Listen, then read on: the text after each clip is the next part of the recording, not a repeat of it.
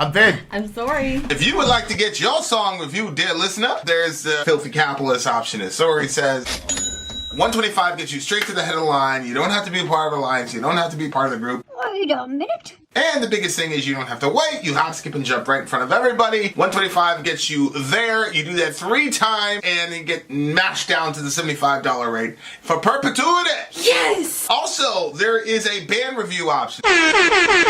So if you've got a band and you're trying to get your band some exposure, hit me up at vinsori@gmail.com, and I'll show you the details about how to pull that off. You can also jump on Patreon, and there is a option on the tiers to be able to get your band reviewed. Yep. Obviously, we can't lie to you, so we can't guarantee a positive review.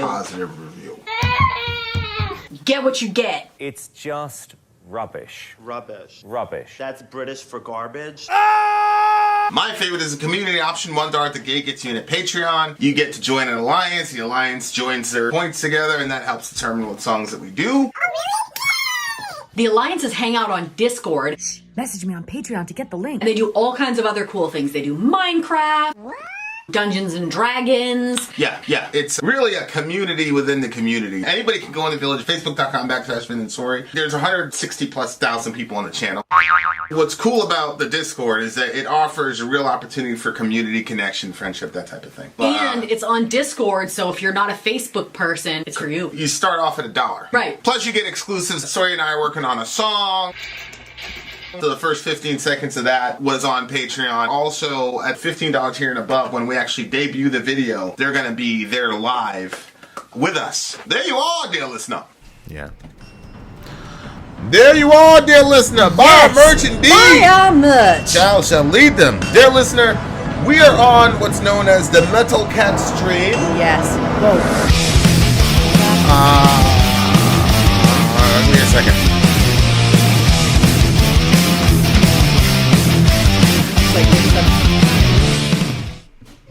Okay, I think we solved that problem. That was a song we just got done listening to.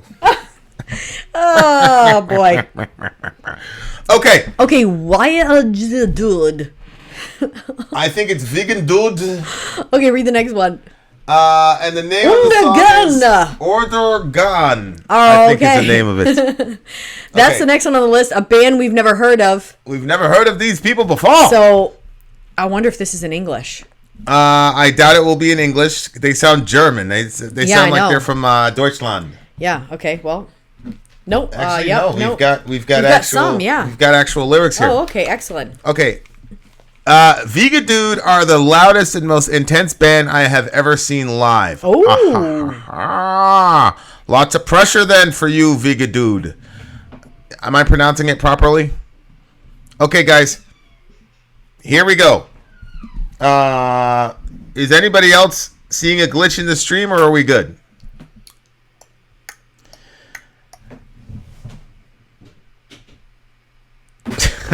God, mama. Yeah, they're Belgian. Okay.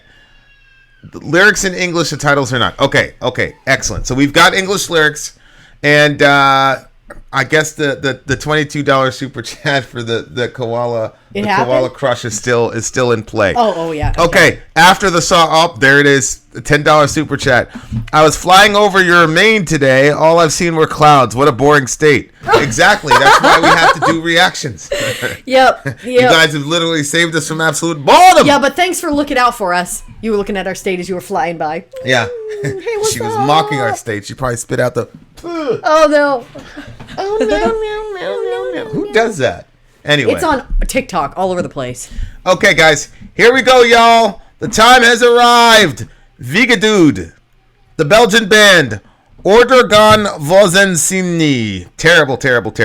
Let's go!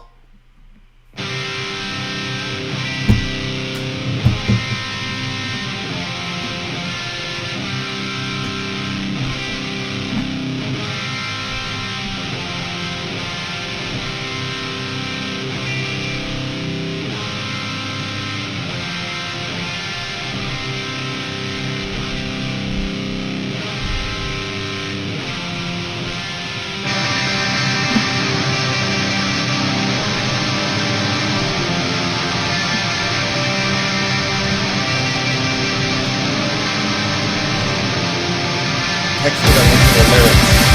Lyrics.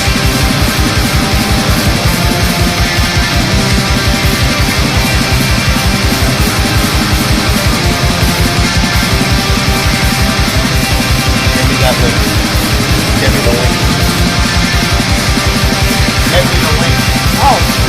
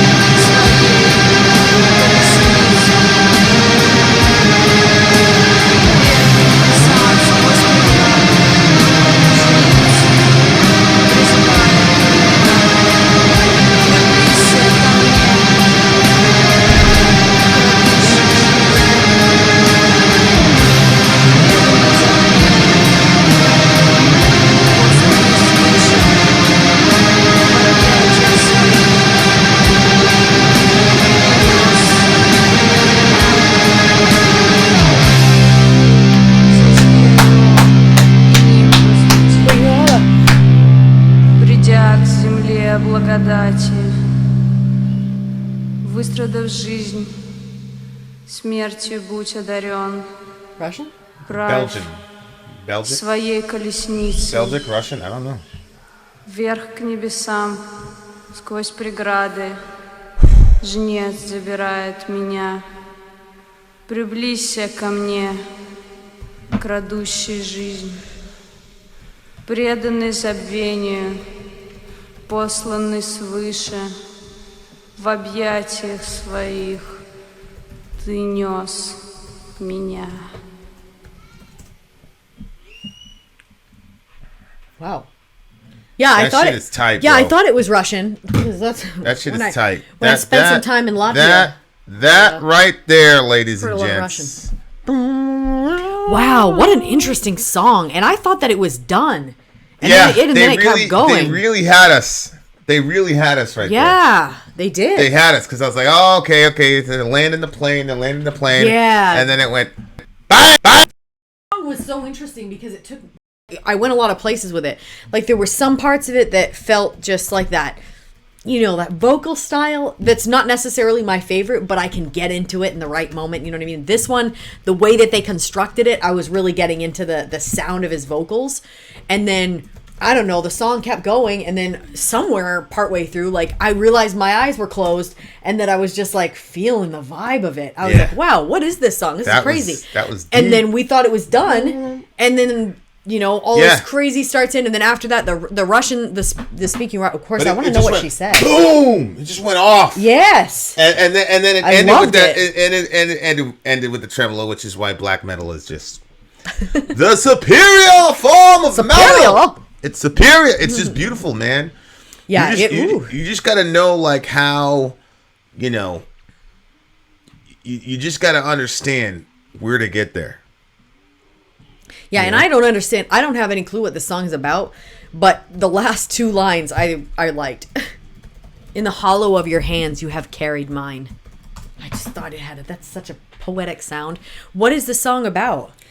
Well, there isn't really a lot to work with lyrically, and I wonder what's the name of that record again? I don't know what the name of the record is. Let me pull it up. Let me see here. The name of that record Right is here. We're not going to be able to read it, babe. Look. De Dodon Hebben Het God. Something about 2015. God, I'm assuming. Hold on, let me see here. That's interesting. There's only 4 songs on the whole album. Yeah, there's 4 songs, and the title track. The title track is also song 3. So let me check this out here. But man, Ben says these guys are mainstream. I've never heard them before. Oh, really? They are? And Mount the Nimbus. What's a Nimbus? It's like a divine kind of being type of thing. But Mount the Nimbus. No, to climb the Nimbus, to get to the To God, to divinity, get to almost. divinity. Yeah. Mm-hmm. But is this Light the Halo and Mount the Nimbus? Yeah. Fall by the land of plenty. Life abide, death receive. See, and I like songs that have commands in them like that. Life abide, death receive. Oh, you know what I mean? Like little short phrases that Are just they commands or short descriptions? Well, maybe short descriptions, but they're coming across as commands to me. Okay, I think it translates to the dead are well. De Doden hebben het good. That makes sense. The dead are well. What? Ascend the chariot, float through the ceiling. Is the person dying? Well, what I'm saying is the name of the record is The Dead Are Well. Okay. So you, I'm assuming death is the sort of the theme of the record. Surprise, surprise. So fall by the land of plenty, life abide, death receive, ascend the chariot, float through the ceiling, bearer of the scythe come. What's a scythe? That's the scythe. That's what the Grim Reaper has. That's what I thought. That's what Jess. Yeah, she found in the basement. Yeah, she found a scythe in the basement. Oh my god, you guys are doing the channel that they do where it's like, you know, finding out the mystery of people's deaths, and then she finds that thing in her basement. Yeah. Oh my lord. You see what I'm saying? Like, that's a little bit creepy. Come forward, eternal thief. To oblivion consigned, your being sanctified. In the hollow of your hands you have carried mine. So come forward, eternal thief. That's a Grim Reaper. Yeah. So he's the one that's bearing the side. Yeah, but see how he's telling them, come forward, eternal thief. Like, to me, it's like your command. There's a lot of commands. Now, is he a thief for all eternity, or does death steal eternity from people? See what I'm saying when it says eternal thief? Is it describing him as the eternal thief, or is it saying, is it will he be a thief for all eternity? Is it defining him by his action, namely that he steals eternity from you because he cuts your time short when he comes to take you? See what I'm saying? That's a good question. To oblivion consigned, you're being sanctified. Not you are being sanctified, but that your being itself is sanctified. In the hollow of your hands, you have carried mine. Carried my what? My end? Because he's going to kill? My hands, because death is taking him by the hand up through the ceiling. See what I'm saying? Oh, God. So in the hollow of your hands, you have carried my hands. Wow. Oh, my God. Well, you know what, though? You could appreciate this song as, you know, like, let's say you don't have the Bible to read. Like, I assume that if my death was calm and I was like, I don't see myself dying this way, but let's say I'm like old and I'm in the bed and I'm going out American style, you know, to the nursing home or something like that. I think I would want to read some Psalms, you know? Oh, I agree. But if I didn't have that, this I think is a good runner up, right? What, that death would come and yeah, I mean it's not the typical come forward. Like, it almost seems like they're accepting their fate. This is this light? I've never seen this without an E on the end. I'm sorry. What is this? Lit the halo. So that's how you spell lit?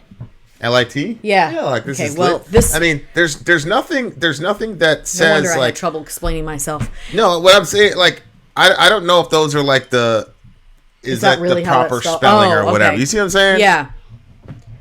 But when it says lit the halo, whenever somebody has a halo, that's good. That's a good sign, right? You know, typically speaking, when people talk about it. Yeah, unless you're setting the halo on fire. Maybe that's another term for death. Oh. Because again, you're mounting the nimbus. You know. Yeah, but I took that as the halo's always glowing. So when the halo, when you see like somebody's died and they're wearing the halo is glowing. So I thought it was like, okay, you lit the halo, you're climbing Mount Nimbus, you're mounting it. You don't. It seemed like all these positive ways to talk about death. And accepting your time. Well, yeah, I mean the name of the record is "The Dead Are Well," so it's got death as a this is a pretty poetic way, especially the way the song ends with that beautiful tremolo section. Yeah, it's unbelievable. Yeah, come forward, eternal thief, to oblivion consign. It's a juxtaposition because there is a sense in which death is very, very beautiful, but there's also a sense in which it's terrifying. Death is the enemy. Yeah. You know, and obviously from our vantage point as Christians, Christ beautifies death. Yeah. Death in itself is an enemy because it's a grand separator between lovers, whether it's lovers like us or people who love their children or whatever. I mean, the name of the band apparently is sudden infant death syndrome or whatever. I know. So I'm not sure if that's true or not, but let's say it's true. Like.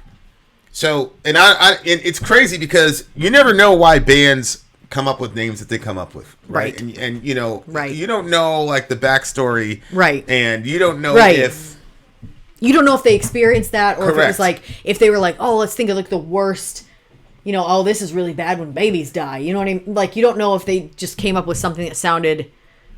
That's so crazy. Look at the ad. Yeah. Follow the ABCs of safe sleep. That's the ad on the side of this song. Oh my God. Not weird? That's crazy. Go ahead, capture that. So that must mean it just went. That's so crazy as soon as you said capture. Wow, that's crazy. So it must literally mean that then. That'd be my guess. That algorithm is bad as hell, bro. Yeah. They figured that shit out immediately. Yeah. Wow, okay. Immediately. Yeah, it means as Metal Cat says, it means death in the cradle, which would basically be basically what they have for sins, yeah. Damn. So I don't know if like one of those folks went through that You know what I'm saying? And so now they have The Dead Are Well and the whole record. I understand people are like, oh, he's screaming, learn to sing. Like, what artists are communicating... there's a lot of songs where the guy's screaming and it's a style. Like, it's just a style. But like, I have to say this. Go ahead. People are horrified when a child is found dead in a crib. But the horror doesn't go as that intensely when a woman kills the child in her womb. The womb should be safer than the crib. And we should have more horror over that than the death in the crib. I mean, obviously, all of it's horrible, but... Yeah. But, like, we understand the horror of SIDS or the horror of a child that dies in a crib. But the only, like, there's only months or days difference between the womb and the crib. I think emotionally, it's that you have parents who want the child. Exactly. That's what I was going to say. And it's taken from them against their will. Yep. But they understand the value of the child. It's a different kind of tragedy. Ugh. Right? It's a different kind of tragedy. In your instance, it's tragic that, this mom or the parents don't want the child. Right. That's the locus of the tragedy there. But with SIDS, it's terrible because I remember I was convinced I was going to lose Dorian that way because I wasn't supposed to be able to have kids. Mm-hmm. So I was convinced there was going to be a miscarriage, and then the miscarriage didn't happen. I was like, okay, and I was convinced we're going to lose him in the first 13 weeks because I was reading, okay, most miscarriages, blah, and then after that I was like, okay, he's going to be stillborn. He came out loud as hell, whatever. Okay, and then I was like terrified. I'd go into his room 5, 6, 7 times a night, wake him up, make sure that boy never really got he never really got a good night's sleep for that first the first 3 months outside. He never really got a good night's sleep. Yeah. And I truly there's a part of me that was like, the kid deserves to be able to sleep, and I said I don't give a fuck. I was like, I just didn't care. I didn't care. So for the first 90 days, I would be there, and he was kind of a light sleeper as a baby, but actually he became a heavier sleeper after a while. After a while, he'd be he'd just look at me and turn around.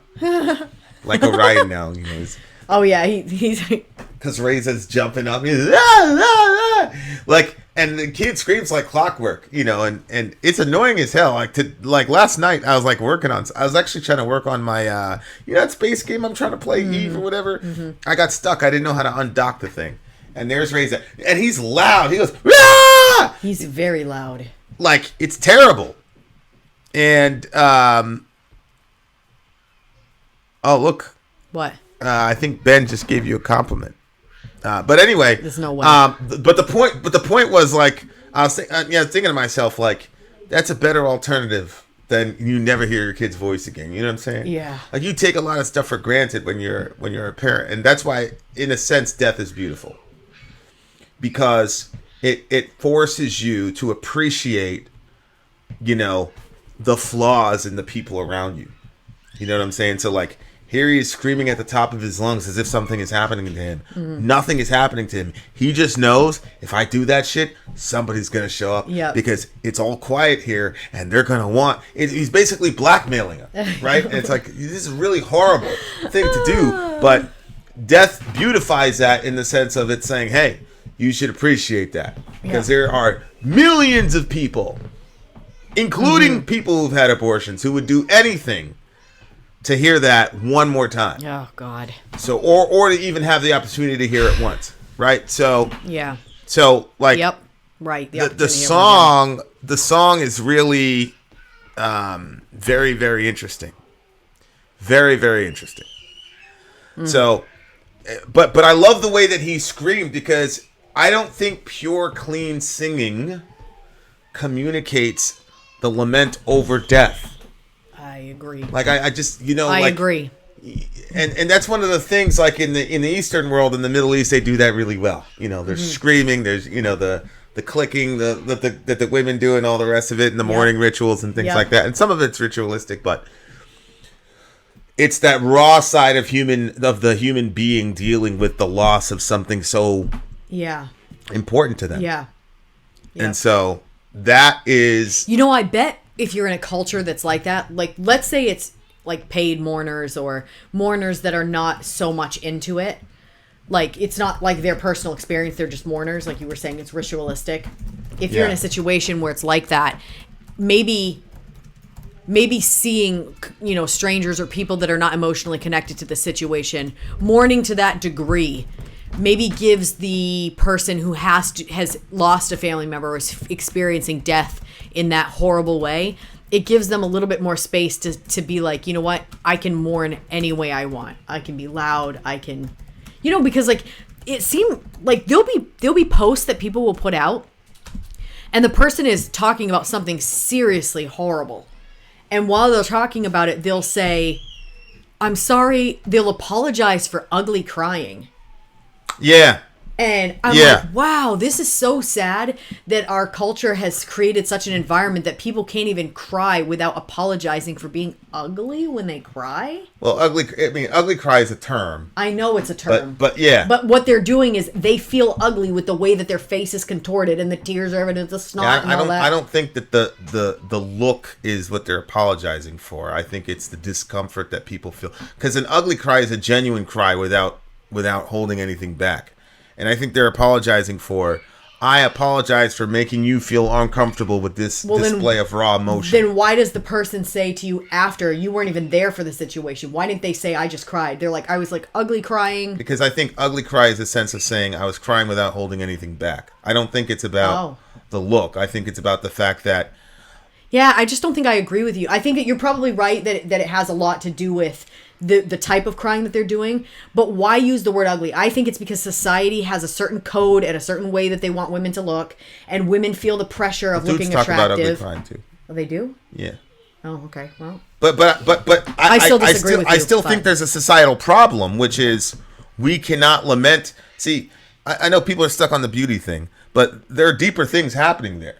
So, for example, why we're so horrible at lamenting that people have to apologize for letting it all out and making you feel uncomfortable. It's just like that girl that we knew at church. Her husband had just died, and everybody was telling her to move on, basically, because they didn't want to deal with the discomfort of her lamentation. That's a deeper issue to me than the ugly, whatever. Whatever, like, I don't even care about that. I know it's important to y'all or whatever, but like the real issue to me is like, we don't know how to mourn properly in this country. Yeah. Or even in the Western world, I don't believe.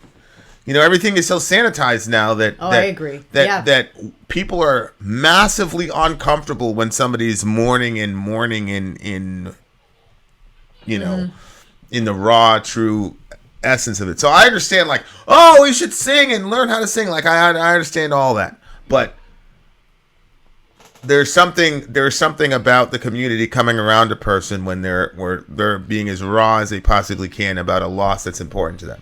And that's one of the reasons why we don't edit out, moments of emotion on this channel. Like I've heard people I've had people die on me. I've had announcements of deaths of people that, we loved on the channel, and we don't edit that shit out because, yeah, that's what it says on Patreon. It's, figuring out the human experience and all the rest of it. And like mourning and lamentation is part of our experience as people. Absolutely. So, absolutely. we have to, that's why we include all that. Yep. But I love the song. This right here is a 10 for me. What do you give it? It's a 10 for me as well. That's what I was thinking through the whole thing. I'm like, I think this is a 10. Yeah. Yep. 10s all around. 10s for this one for sure. Really good song. And it has to be really good for me to give it a 10 when it has that vocal style, because that's not like my go-to as far as vocal styles go to. So that definitely means this is a great, I definitely think this is a very great song. All right, so 10 for that one, Metal Cat.